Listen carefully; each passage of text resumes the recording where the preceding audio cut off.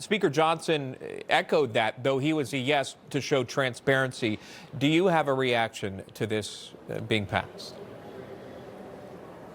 Yes, Sean. Jeffrey Epstein was an absolute scumbag. And frankly, anyone who preys upon innocent children should be given the same treatment.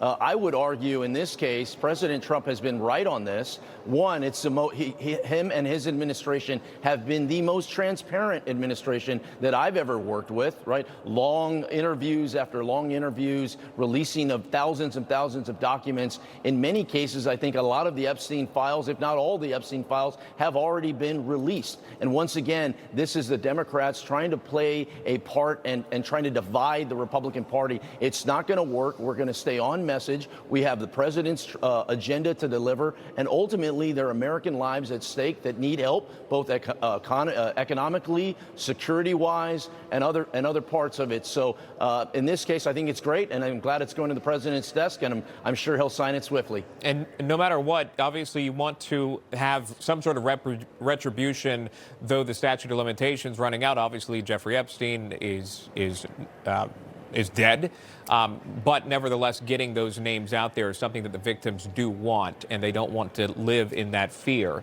which we've seen them speak on. Having said that, why weren't these files released during the Biden administration when they had 4 years? The Biden DOJ could have easily done this before. Why is this such a call for in this moment?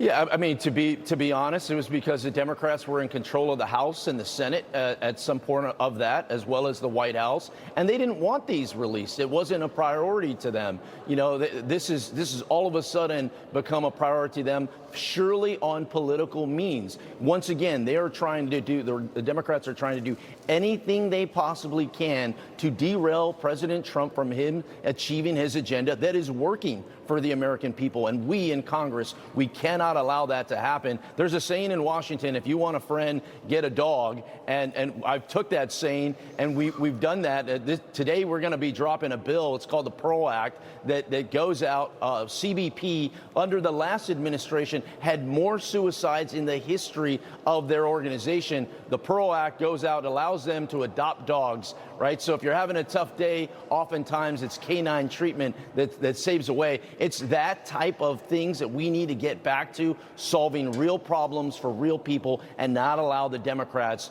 to get in our way. All right. Well, thanks for sharing that Pearl Act. We appreciate it. I wanted to get to something, obviously, having you here representing Texas and your constituents. The redistricting fight, California, Texas, a panel of 3 judges deciding that Texas cannot use the newly drawn congressional maps, ruling that Texas racially gerrymandered it. And of course, California Governor Gavin Newsom weighing in, gloating, saying, quote, here, Donald Trump and Greg Abbott played with fire, got burned, and democracy won. This ruling is a win for Texas and for every American who fights for free and fair elections, end quote, from a state that cannot count the votes till several days and sometimes weeks after an election.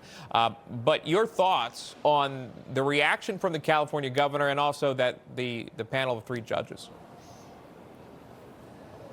Yeah, Newsom often has the most funniest non-consequential conversation, so I just ignore him. But I would say, from the Texas redistricting standpoint, the Texas legislature has spoken. They are the body closest to the people, and they're the ones that redrew these maps, so that way Texas could have a fair vote here in Congress, a much more conservative vote that we have. I'd also say what the Democrats are arguing does not make sense, and my district is a prime example. I'm Hispanic and I'm Mexican American of descent. I represent a district that is predominantly Hispanic. So their argument is there's just not Hispanic Democrats becoming in Congress because more and more Hispanic Americans are becoming Republicans. That is a political argument. That is not a legal argument. I suspect the higher courts will strike this down, and the Texas legislature will win out with the new maps.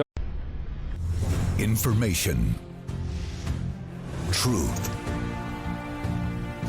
is freedom. Is Newsmax. It's real news for real people.